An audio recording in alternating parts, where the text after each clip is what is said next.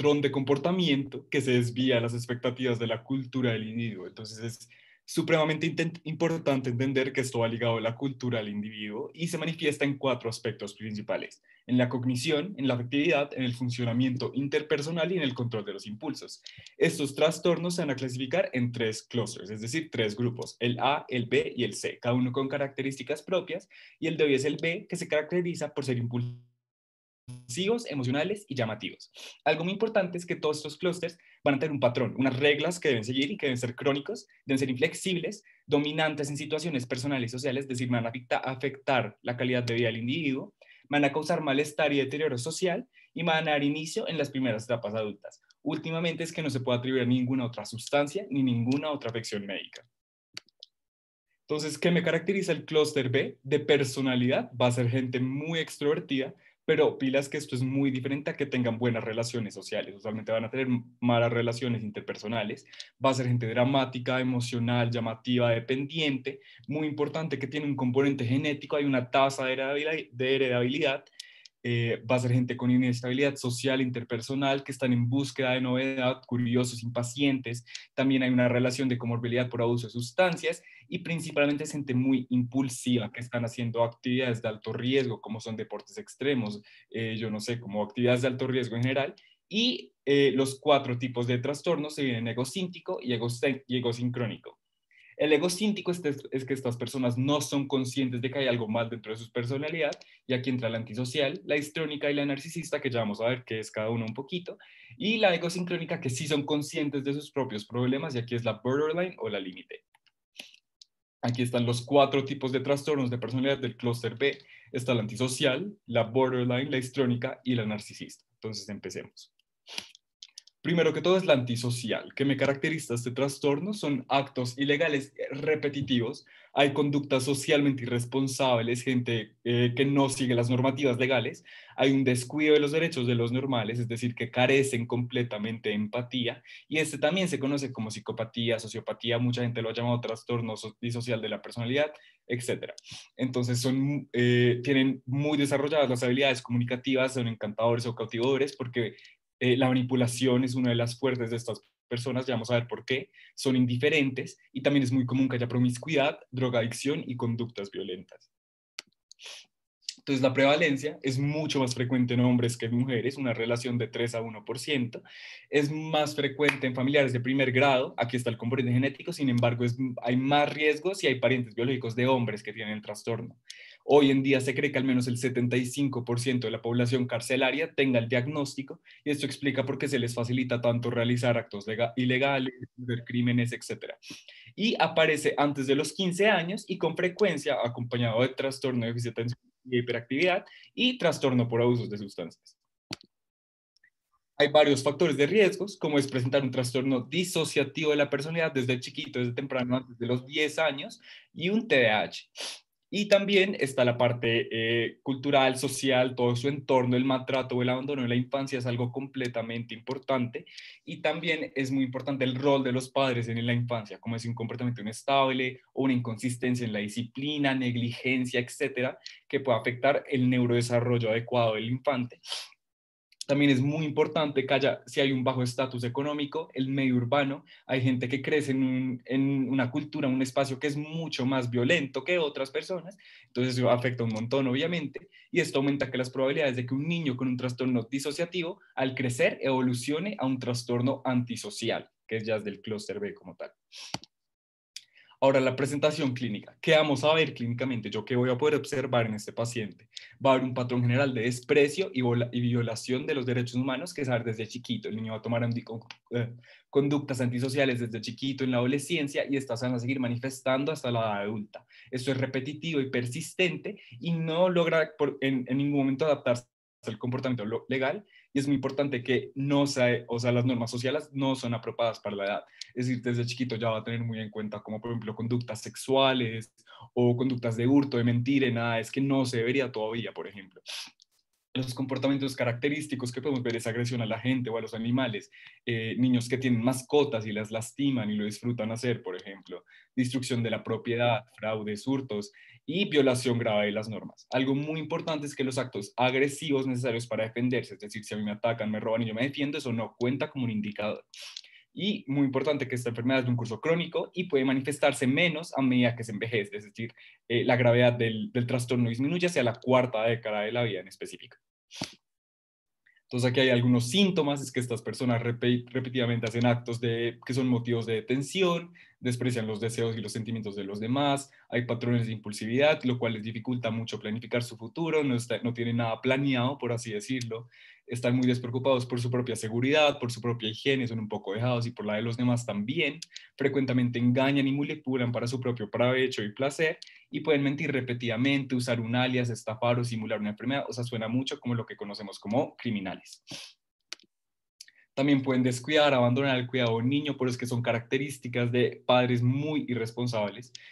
También tienen un comportamiento irresponsable en el trabajo, muchas veces no les duran, usualmente están desempleados, tienen comportamientos sexuales obscenos y consumos de alto riesgo, de sustancias de alto riesgo, usualmente es protegido, promiscuidad sin protección o uso de drogas ilícitas.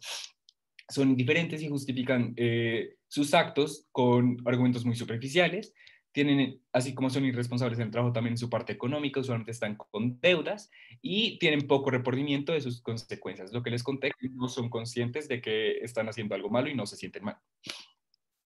Entonces aquí están básicamente los síntomas en resumen, que son cínicos, tercos, no son autosuficientes, tienen un encanto superficial, engreídos, arrogantes, carecen de empatía, son irresponsables como padres, tienen más probabilidad que la población general de morir prematuramente, precisamente por todos los actos violentos en los que ejercen y menosprecian los derechos y sentimientos de los demás. Y es muy común que con el clúster B veamos que se cumplan rasgos de personalidad que cumplen criterios para otros trastornos. Ya lo vamos a ver un poquito más adelante.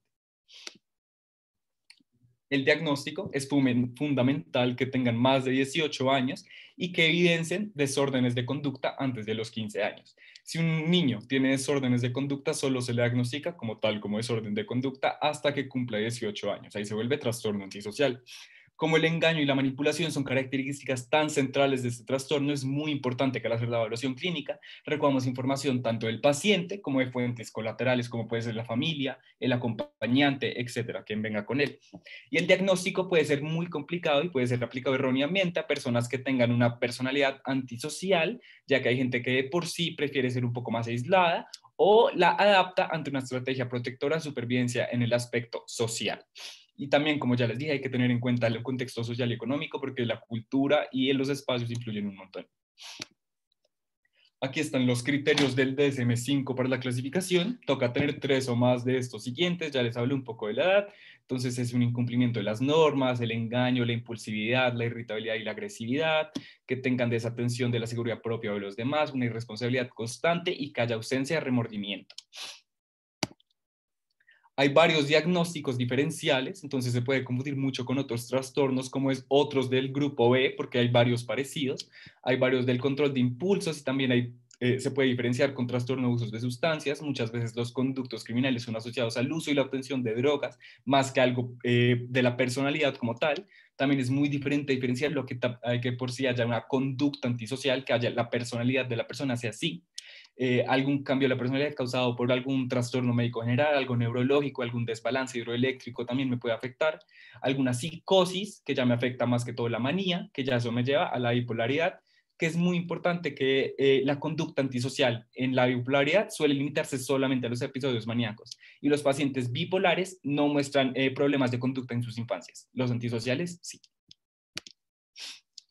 El tratamiento, como tal, la parte farmacológica, como vamos a ver en todos los trastornos, hay poca evidencia de que sea efectivo. Yo no puedo tratar la personalidad con un medicamento, con un fármaco, pero sí puedo tratar los síntomas asociados, como es depresión, ansiedad, agresividad, etc. Entonces, los psicoestimulantes se usan son tratados para los síntomas de trastorno de atención y hiperactividad, y los inhibidores selectoides de la recaptación de serotonina, el bupropión y los antipsicóticos son utilizados para disminuir los impulsos agresivos.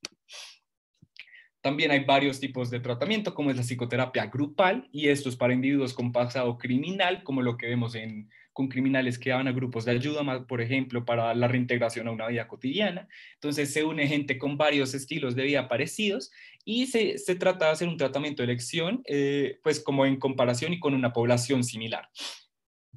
Y esto ayuda a que la racionalización sea confrontada de estas personas verse en otras personas. También ayuda a que se preocupen por ellos mismos y por los demás y tengan sentimientos de pertenencia, algo que no hayan tenido con sus familias y puedan encontrarlo en este grupo. Y esto me ayuda a disminuir muchas veces el comportamiento criminal hasta en un 20, en un 40%.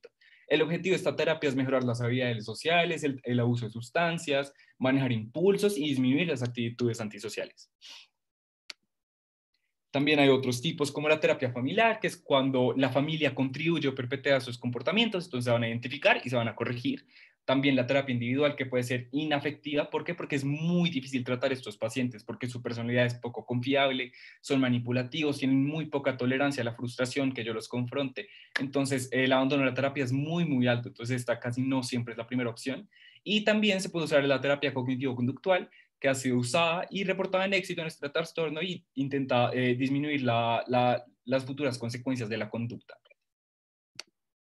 Entonces aquí les tenemos un personaje que entra en este grupo de trastornos, entonces sería muy chévere que lo analizaran, sabiendo ya la historia del guasón, que saben, y ahorita discutimos qué encuentra en él que podría ser del trastorno antisocial.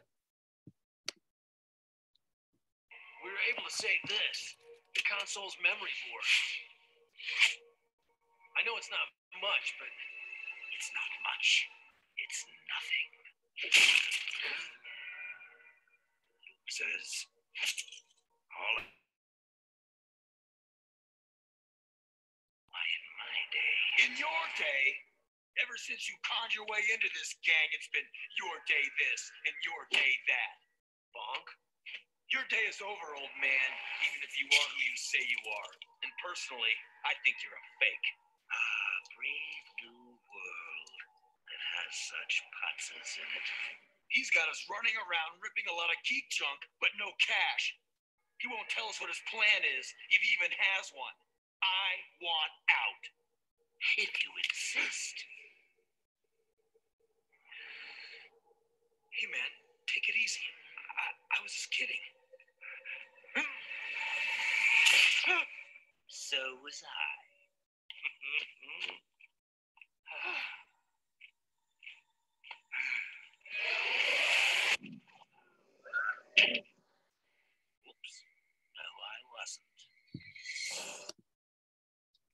Bueno, entonces si alguien quisiera participar sería muy chévere y que me dijera qué puede encontrar de todos los síntomas que le hemos contado en este personaje.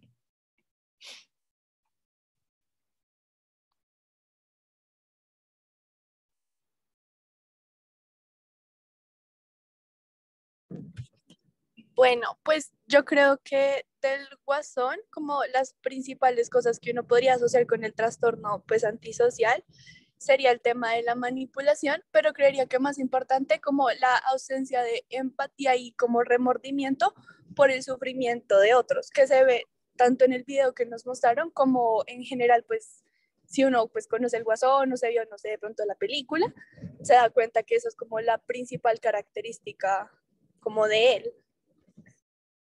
Muy bien, exactamente. Y también es la facilidad que se le hace pues que se le dan a hacer actos ilegales y violentos. Entonces ya vamos a seguir con el siguiente trastorno.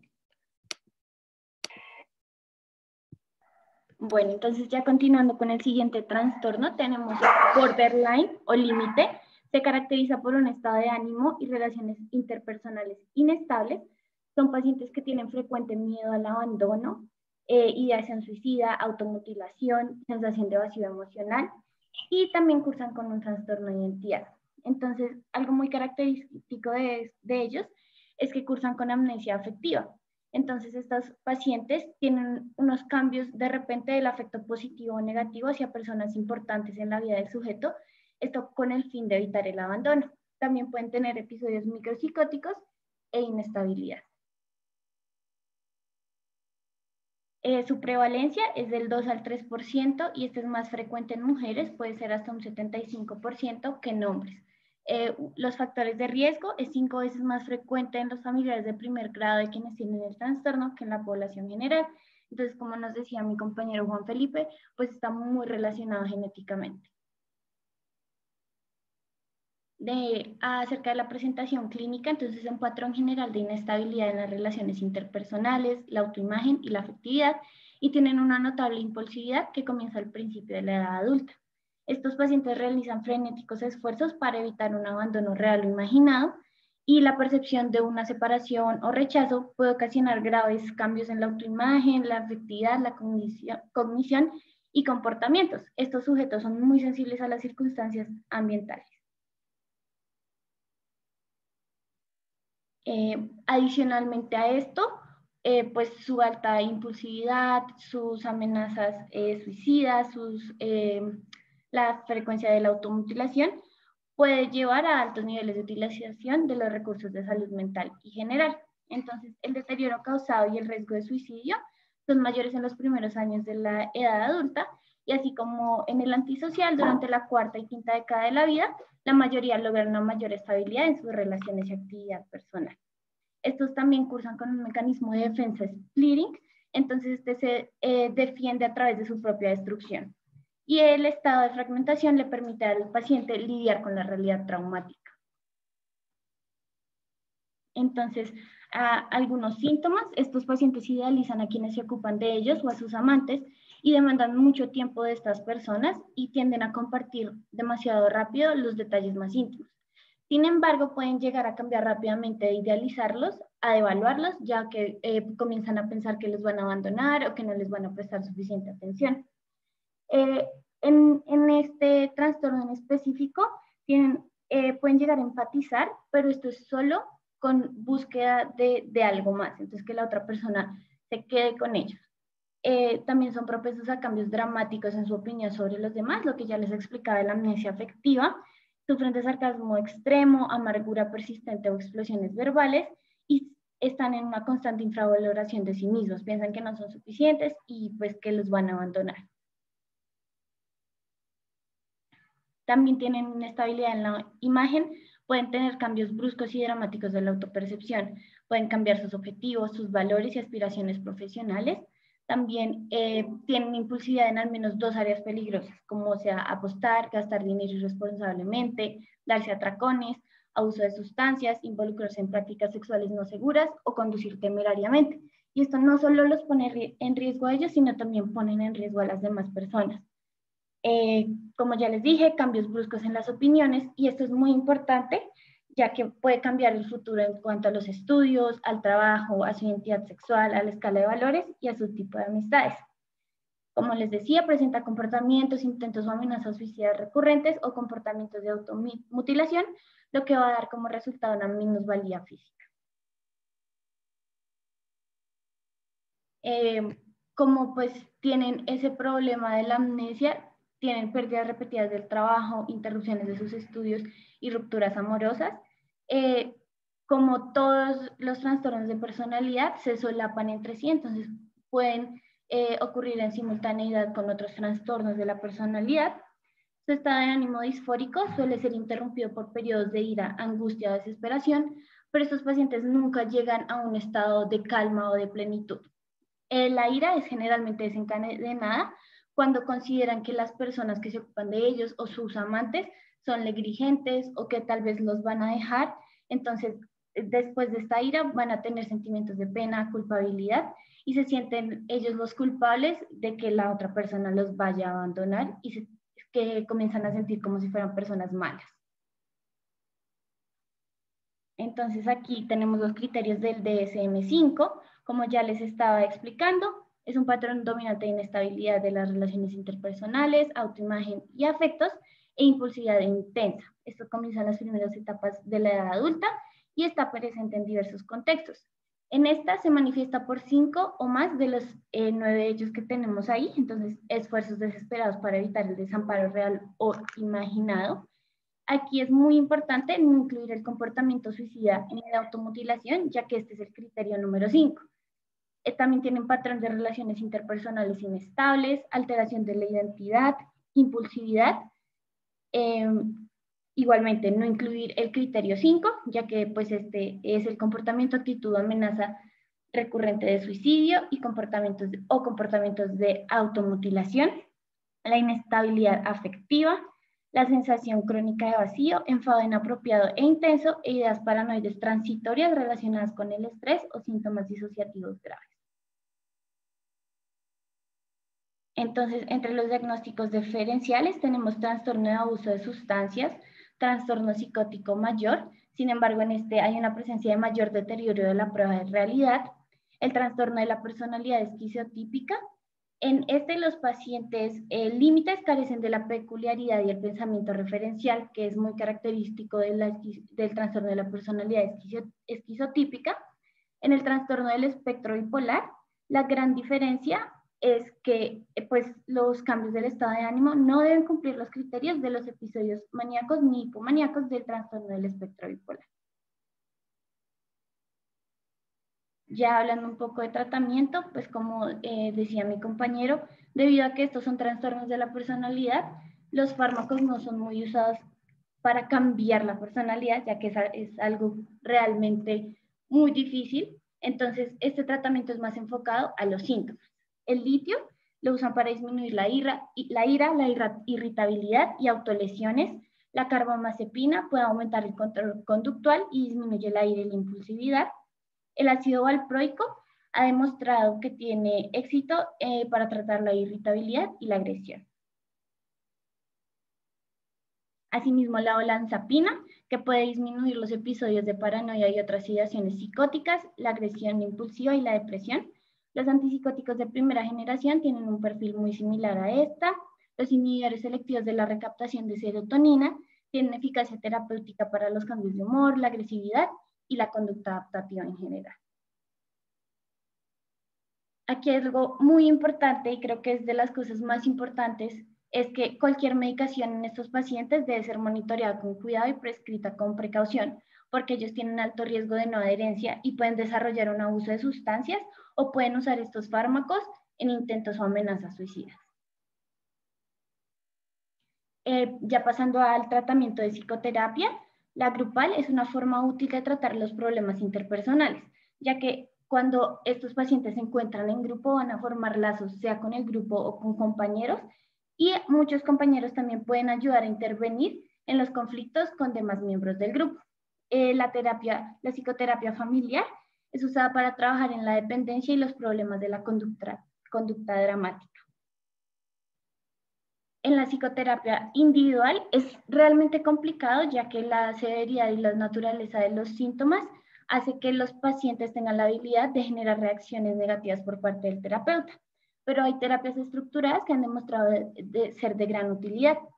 Entonces, este tratamiento resulta en menos autolesiones e ira y menos días de auto-hospitalización, ya que pues está disminuyendo las lesiones. Los pacientes tratados con psicoterapia se demostró que tenían menos uso de alcohol y sustancias y sus síntomas depresivos mejoraron. Entonces, tenemos la terapia dialéctica conductual. Es muy comúnmente usada y ha demostrado ser efectiva. En la primera fase, el enfoque es de soporte y es usado para establecer una alianza terapéutica. Y con el tiempo, el terapeuta se va a enfocar en identificar y cambiar las conductas inefectivas. Entonces, el énfasis de esta terapia está en la tolerancia al estrés, desarrollo de habilidades para manejar diferentes situaciones, regulación de las emociones, autocontrol y eliminación de la ganancia secundaria por malas conductas. Este tratamiento ha demostrado que el paciente reconoce los patrones de autodestrucción, inestabilidad y la proyección que ha caracterizado en sus vidas sin entender sus orígenes. Entonces van a entender la enfermedad y el hecho de entender la enfermedad puede ayudar a que reconozcan los patrones pues, que ellos presentan. También pueden explorar lo que es bueno y lo que es malo en los otros y pueden reconocer las motivaciones de los otros como suyas y comprenden que la desconfianza frente a los otros es una distorsión de sus experiencias. Entonces ya en este caso es cambiar la idea de que todo es blanco y todo es negro y mostrarle al paciente que también hay gris. Entonces no evitar los extremos. La terapia basada en la mentalización es un tipo de intervención de apoyo y esta se enfoca en establecer una alianza. Su enfoque es claro y busca concordar acerca del rol del terapeuta. cuándo llamar, cuándo cancelar y cómo se manejan las emergencias. El enfoque principal son los problemas en la vida de los pacientes y hay estudios clínicos que demuestran que los pacientes mejoran su ansiedad, sus habilidades de organización y pueden ajustar su vida social. Listo, entonces aquí les vamos a mostrar un clip breve. No es un personaje, pero sí es súper chévere lo que encontramos, pues ya les vamos a mostrar.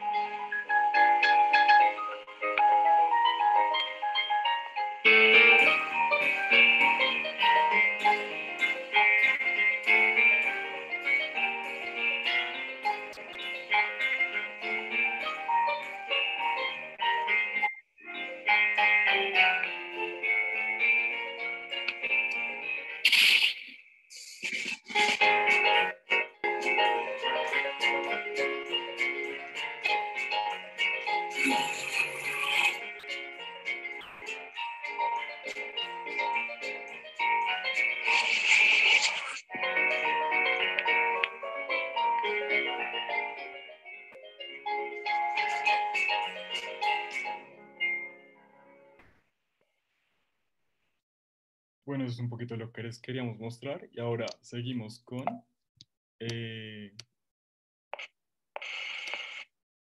el trastorno histriónico. Esto es muy interesante. Aquí es cuando una persona siempre busca llamar la atención. Es usualmente una persona muy dramática y utiliza muchas expresiones emocionales. También es de emoción lábil, vacía, es provocador sexualmente y tiene una preocupación excesiva por su apariencia física para llamar la atención. Entonces, estas personas tienen una tolerancia a la frustración muy escasa y esto genera que cuando haya frustración hayan estallidos emocionales. Y a menudo se asocia mucho con trastorno de personalidad narcisista, que es el siguiente, y superficialmente son encantadores, pero mucha gente tiene reacciones mixtas, porque así como pueden ser muy seductores y tienen muy desarrolladas estas habilidades, otras personas los ven como vanos o carentes de autenticidad. Entonces esto depende de la percepción que tengan hacia ellos. Entonces la prevalencia es de 2 a 3 en la población mundial y es el porcentaje muy similar entre mujeres y hombres. La verdad es que no hay prevalencia hacia ninguno de los dos. Y este trastorno es más frecuente en familiares de primer grado de personas con este trastorno, pero sí hay un componente genético. Y la presentación clínica es una emotividad, generalizada y excesiva más que todo, y el comportamiento de personas que están en busca de la atención, y este patrón empieza a principio de la edad adulta. Sin embargo, se pueden ver pequeños síntomas en la adolescencia y se puede dar en diversos contextos, y esto puede estar influenciado mucho por estereotipos en el rol sexual, es decir, ya si sea hombre, mujer o como se identifique, va a usar ciertos estereotipos sexuales como un hombre de la fortaleza, una mujer su sensualidad para intentar seducir a las personas. Entonces, aquí hay algunos síntomas es que son inapropiadamente provocadores y seductores desde varios puntos sexuales, entonces relaciones sociales, laborales, profesionales, como que no tienen ese filtro para decir hasta aquí, entonces eso como que les afecta mucho su parte social. Tienden a llamar la atención al seducir a sus nuevos conocidos por su entusiasmo, por dar la impresión de que son muy abiertos, muy extrovertidos, etcétera.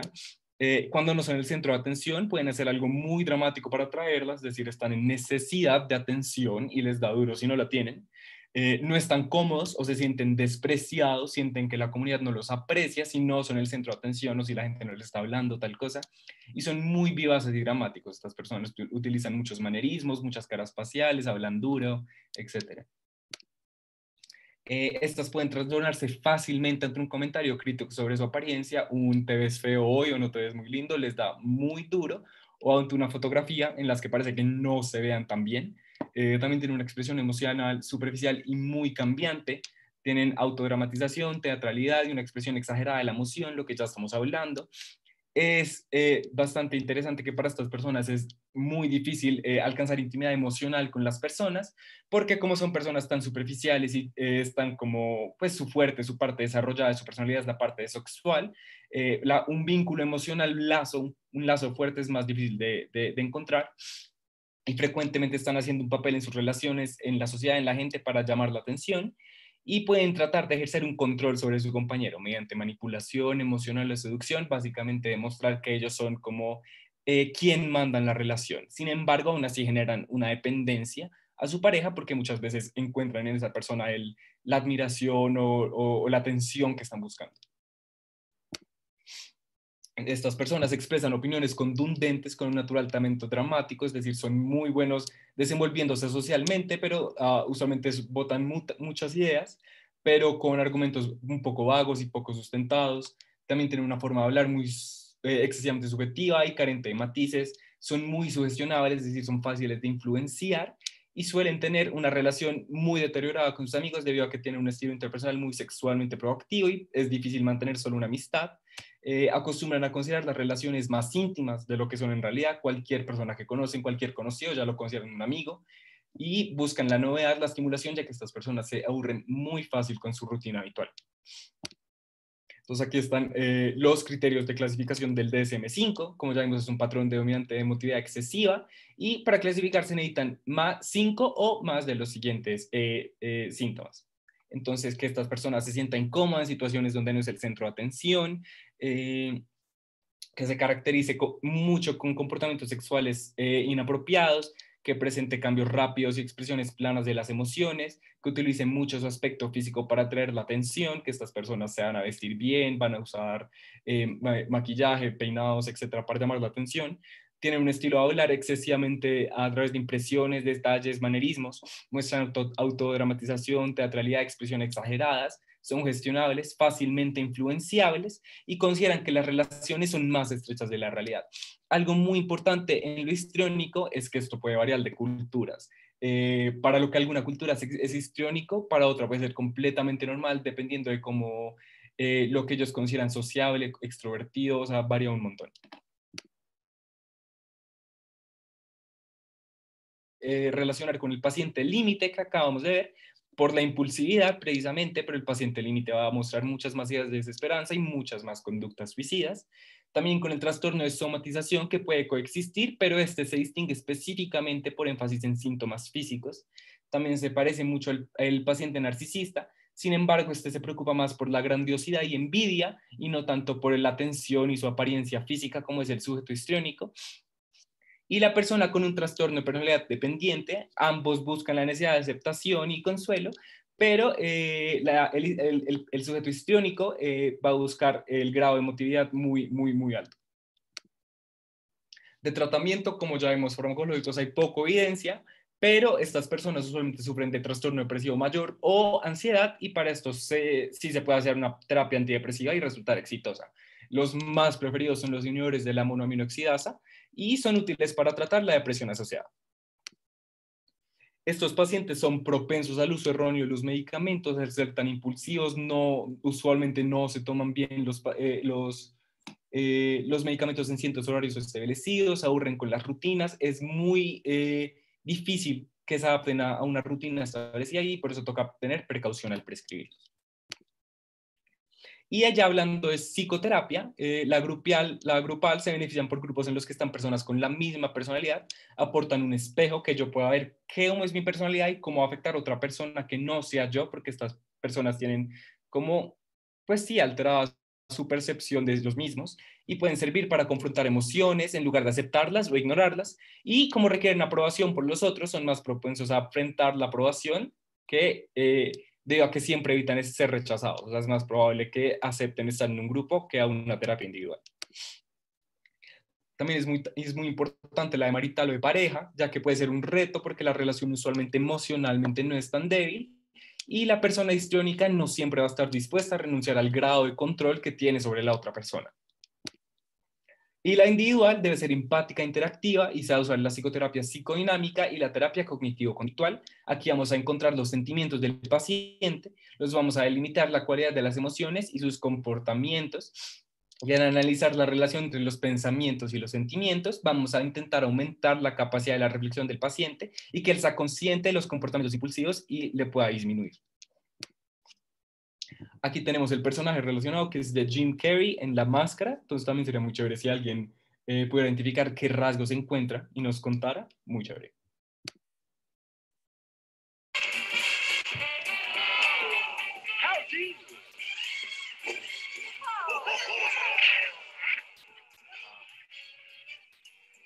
you on the list?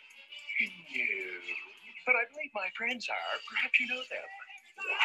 Franklin, Grant, and Jackson.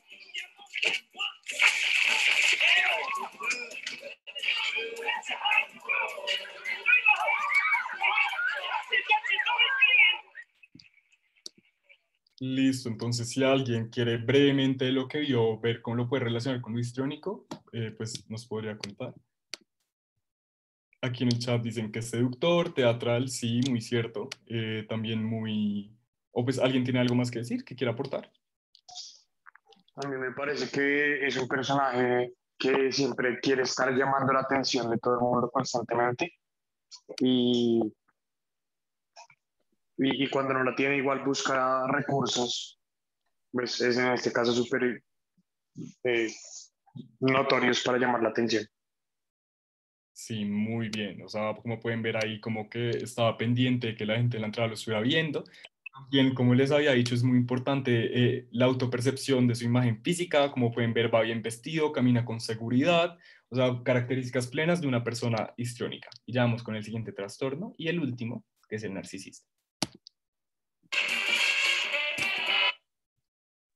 Listo, entonces ya para finalizar tenemos el trastorno de personalidad narcisista. Estos pacientes se caracterizan por un sentido de grandeza. Como todos los trastornos del clúster B, hay falta de empatía. El paciente requiere excesiva admiración y demanda lo mejor y reacciona muy fuerte ante las críticas, sea con ira o siempre está a la defensiva. Su autoestima es muy frágil y generalmente tienen envidia por los otros. Tienen una absorción abrumadora por sí mismos y esta puede llegar a ser patológica.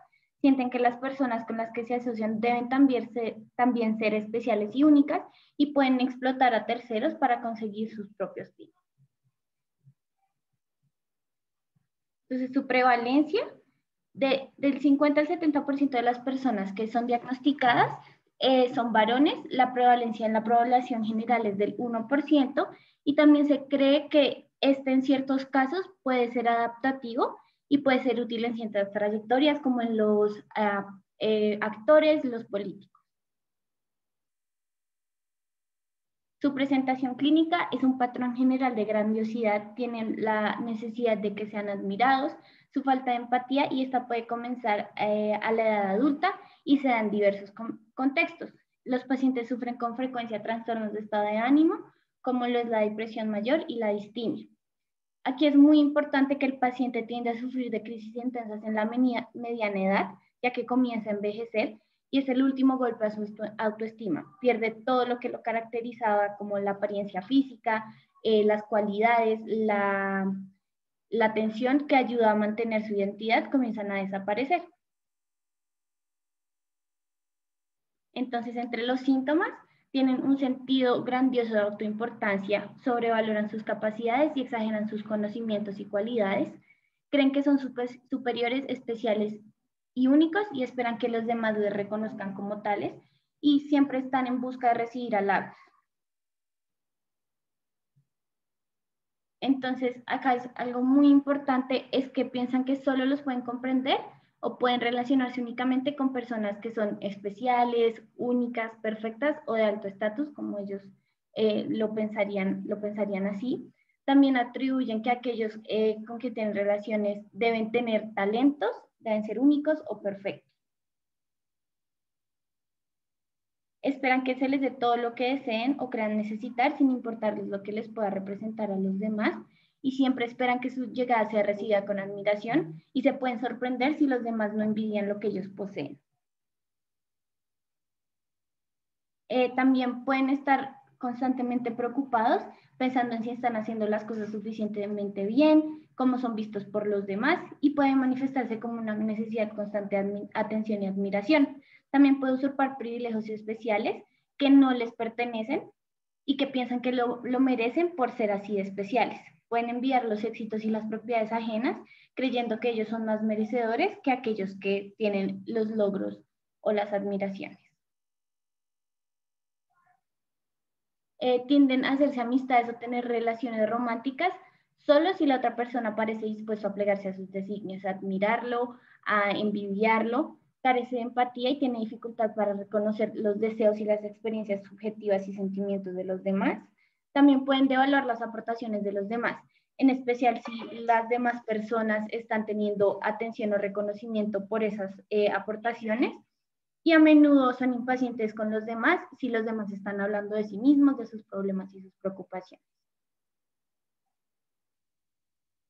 También, pues, al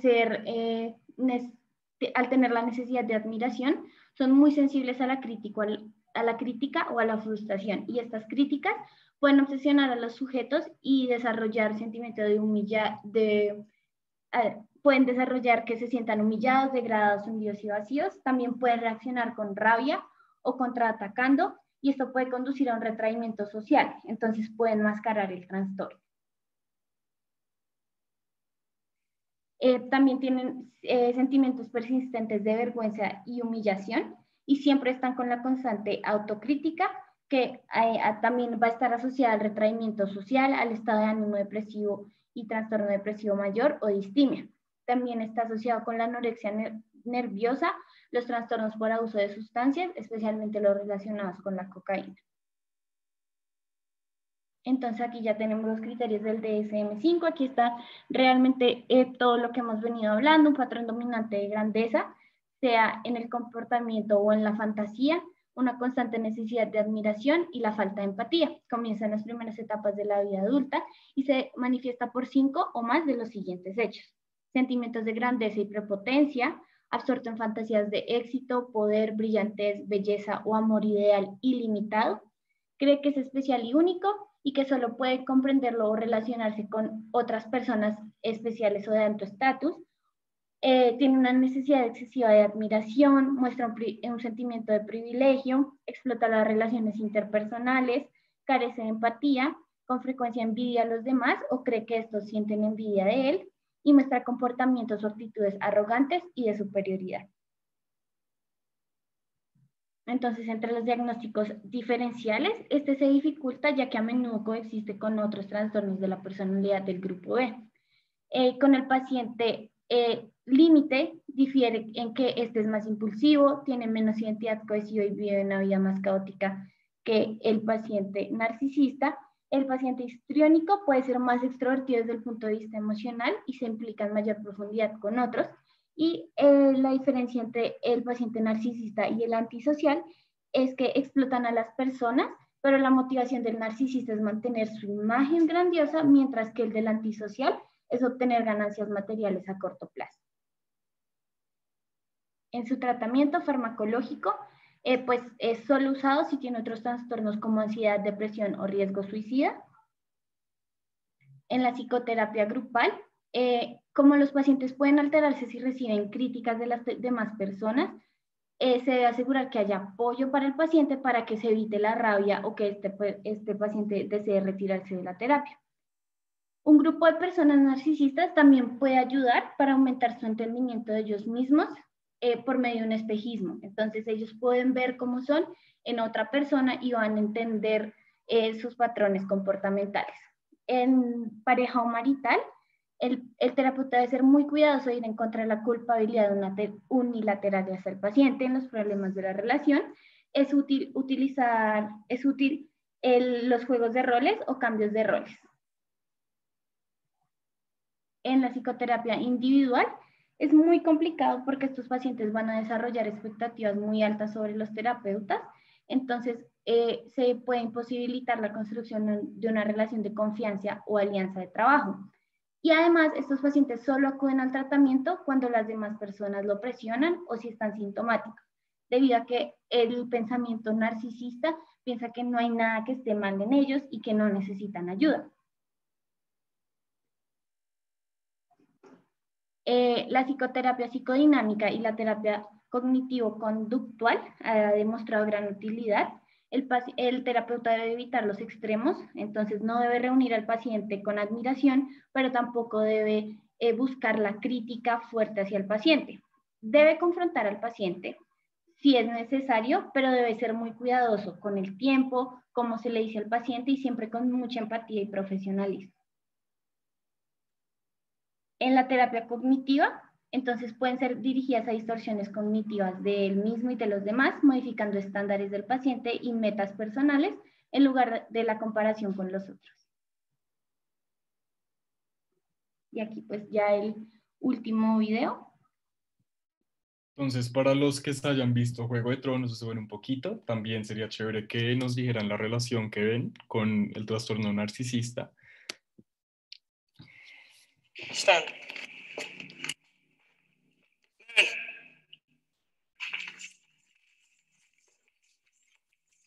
Leave your face. I like her pretty.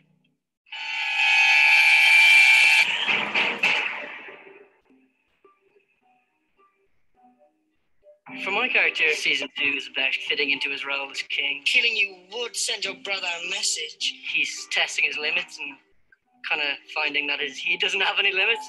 The king can do as he likes. Joffrey is the ruling king, and in Cersei's mind, it was a great idea until the beheading. You did nothing when your son called for Ned Stark's head. Joffrey's relationship with Cersei has certainly gone through quite a change. He was always his mother's pet, so to speak. She doesn't have any grip on Joffrey. His power. Bueno, entonces alguien pues también puede relacionarlo mucho con la idea de lo que es un rey, pero ¿alguien tiene alguna idea? Pues aquí que busca admiración, el sentido de grandeza y falta de empatía. Muy bien, de pronto algún fan de la serie que está acá sepa otro poquito. Sí, también podría ser antisocial. Recuerden que es muy común que los trastornos del clúster B sean simultáneos al tiempo y que necesitaba admiración, correcto. Entonces, todas estas características claves del narcisista, pero también se comparten con otros. Como pueden ver, hay características histriónicas y antisociales en Joffrey. Y eso sería todo por la presentación. Estas serían las referencias que usamos. Y voy a dejar de compartir pantalla. Y quería agradecerle al doctor González por acompañarnos hoy, por tomar tiempo de asistir a la charla. Doctor, no sé si ya con lo que dijimos usted quiera agregar algo, aclarar algo, hacer una intervención breve. No, con todo gusto, como siempre, los felicito. Siempre me alegra mucho que ustedes sean tan productivos aquí en el grupo. Así que en general muy bien. No sé si más bien hay algunas preguntas entre la audiencia y quieren que las responda, o qué les gustaría, desean que hablemos de alguna otra cosa sobre trastornos de personalidad, además de lo que ya han mencionado. Ok, si hay alguien con alguna pregunta o algún tema que quisiera que toquemos.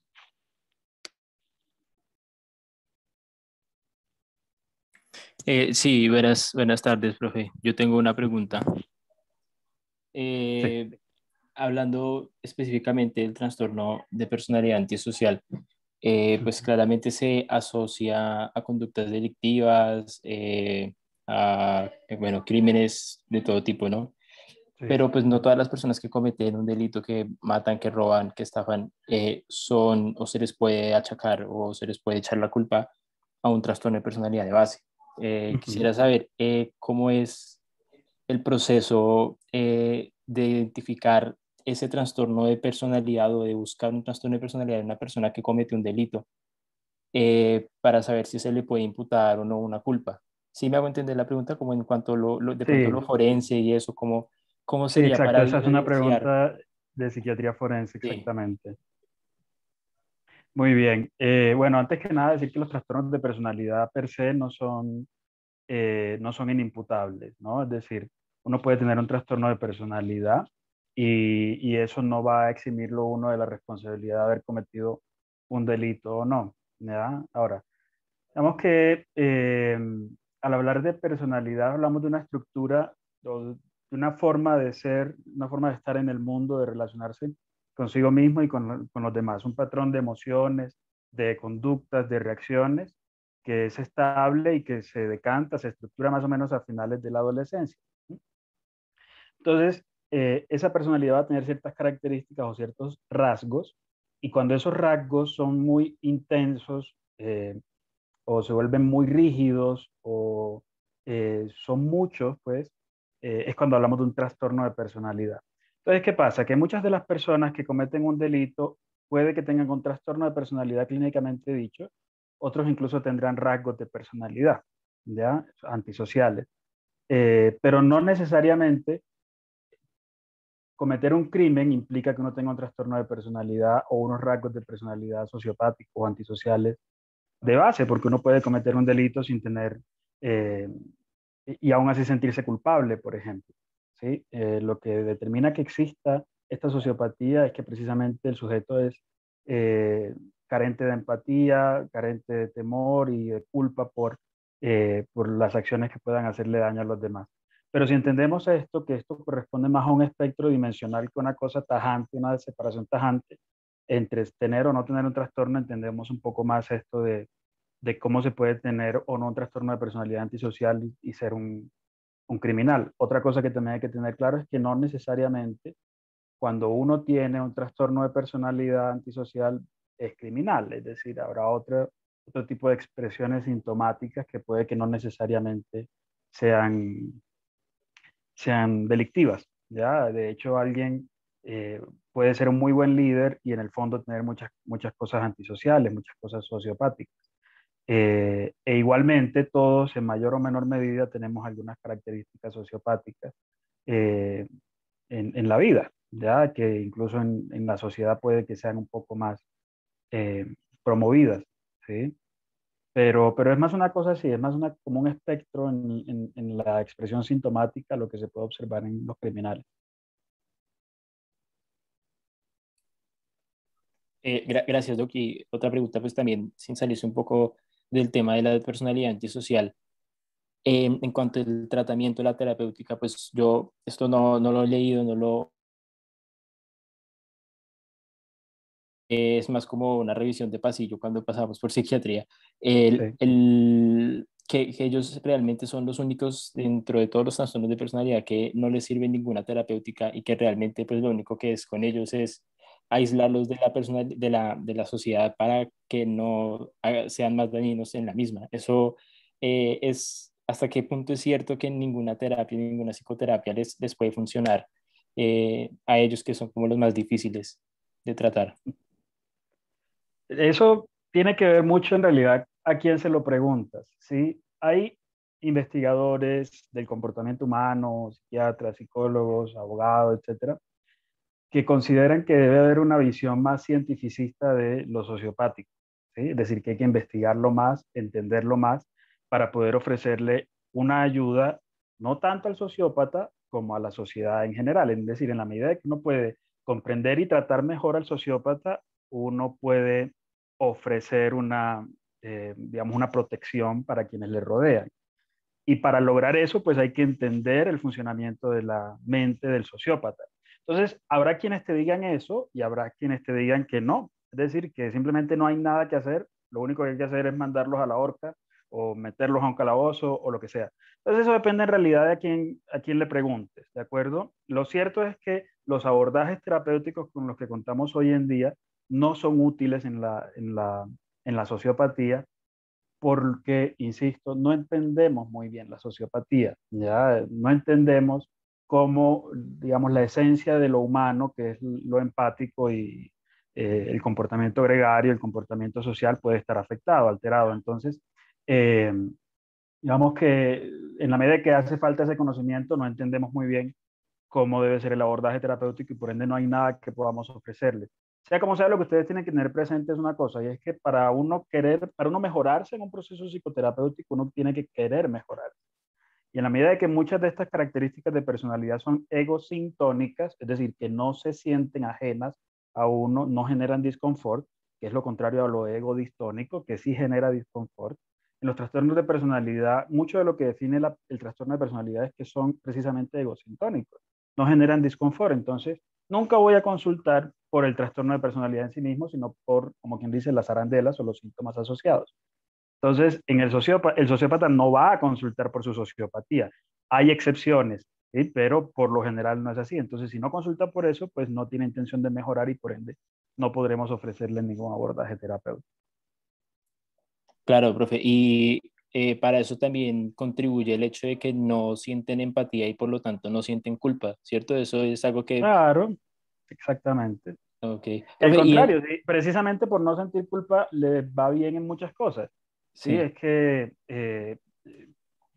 a ver, te pongo un ejemplo muy simple. Si un jefe tiene que negar ciertas cosas, ¿sí? Entonces, si es muy empático no va a poder decir no a muchas cosas, pero si es, tiene ciertos rasgos sociopáticos puede hacerlo con más facilidad. Entonces, por el contrario, el contexto le facilita ese rasgo sociopático. Por poner un ejemplo muy sencillo, muy simple, y que se aleja del diagnóstico propiamente dicho del trastorno antisocial. ¿Ya? Pero entonces el contexto muchas veces, por el contrario, va a facilitar la expresión sintomática. Entonces, con mayor razón, no va a tener necesidad de asistir a mejorarse de algo que no necesita mejorarse. Profe, y en nuestro medio, en su experiencia, ¿cómo acá en Colombia, cómo se manejan estas situaciones? ¿Qué se le hace al paciente con trastorno de personalidad antisocial cuando, pues, por algún motivo consulta? El paciente no consulta por la sociopatía. ¿Ok? El paciente que consulta por la sociopatía no consulta al médico, consulta al abogado o consulta al juez. ¿Ya? Insisto, consultará por otras cosas, porque está deprimido, angustiado, qué sé yo, si necesita que uno como psiquiatra le valide un diagnóstico para poder salirse con la suya en un delito que cometió, por ejemplo, qué sé yo, ¿sí? Pero no va a consultar por la sociopatía al psiquiatra, ¿ya? Esa pregunta que tú me haces es una buena pregunta, en realidad es para los abogados, porque esa pregunta tiene que ver es más con la filosofía del delito, o sea, con cómo se maneja el criminal en Colombia. ¿Sí? Entonces, en Colombia no hay una verdadera política pues, de rehabilitar al delincuente, al criminal, en otras palabras, al sociópata, que es lo que se podría ofrecer en realidad, y eso depende más del sistema judicial que del sistema sanitario. Listo, profe, muchas gracias. Muy buenas preguntas. Creo que en Doctor, el chat hay otras preguntas, ¿no? sí, aquí hay otras preguntas.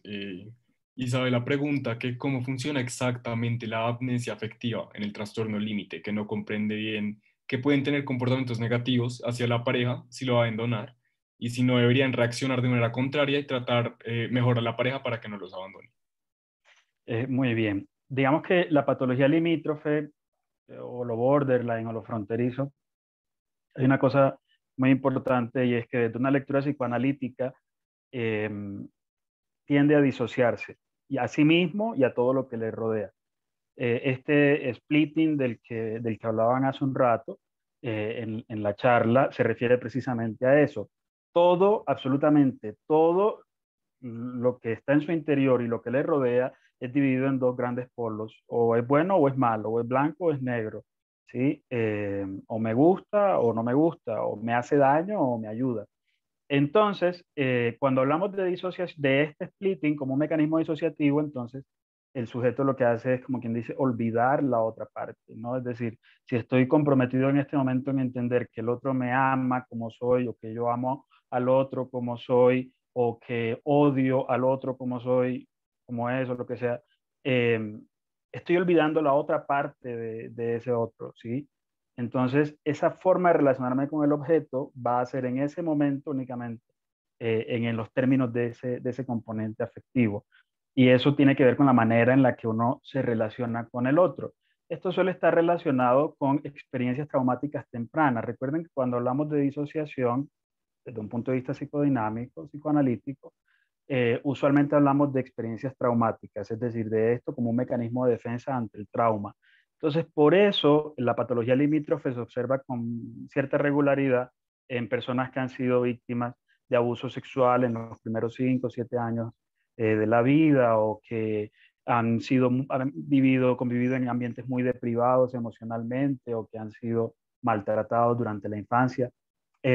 Todo eso hará a que tiendan, a que ese cerebro, a que ese aparato psíquico tienda a disociarse a sí mismo y a disociar todo lo que le rodea. Y por eso tiene esta amnesia emocional de la que ustedes mencionaban hace un rato.